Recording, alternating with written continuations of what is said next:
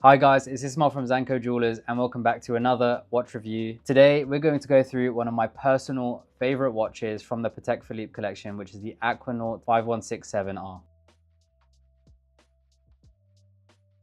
So for those of you that don't know, the Aquanaut line was launched in 1997 and that was to be a counterpart to the Nautilus line for something a bit more sporty and everyday for people to wear. It was considered a more contemporary look because of the rubber strap, and that was originally introduced in stainless steel models such as the 5066 and 5065A. Then they released the 5167 in a rose gold, which was the first Aquanaut to be seen in this type of material. So to get into the aesthetics of this watch and why it's one of my personal favorites, that's more to do with the cohesiveness. If you look at the dial, it's a brown sunburst dial which goes into a black gradient rim on the outer side of the dial, which blends in perfectly with the brown tropical strap. That is then contrasted nicely but not too drastically with the rose gold case.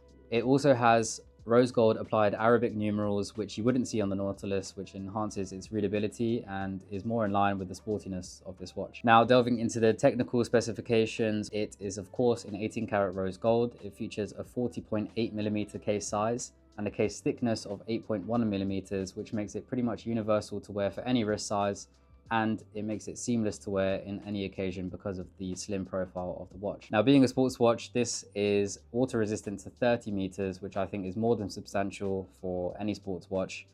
It has a composite material on the strap, which makes it very easy to wear, but also very durable. I would say over time, it does show some wear and tear, and eventually you could have stains on the strap, but that can be easily changed at the Patek Philippe boutique or through us. Now, one of the cooler features of this 5167R is that it does have an exhibition case back, and that is to see the caliber 26330SC. This movement has 35 to 45 hours of power reserve, and it features a date display and sweeping seconds, which is just about all you need for a daily wear. Now, in my opinion, this is the perfect watch for any age range because it combines a youthfulness because of the sportiness of the watch, but also a refined luxury look because of the rose gold. Now, the stainless steel, I would say, looks definitely a bit more sporty than the rose gold, so you can definitely wear this every single day. This doubles up as more of an occasion piece if you wanted to use it for that. That's why I feel like this 5167R appeals much more to collectors, and that's because if you were to look across the line from the Aquanaut range, and for rose gold pieces in particular, you have the 5968R and the 5261R. The 5968R is drastically bigger and chunkier, which kind of eliminates the versatility that the 5167R has. Arguably, the 5261R has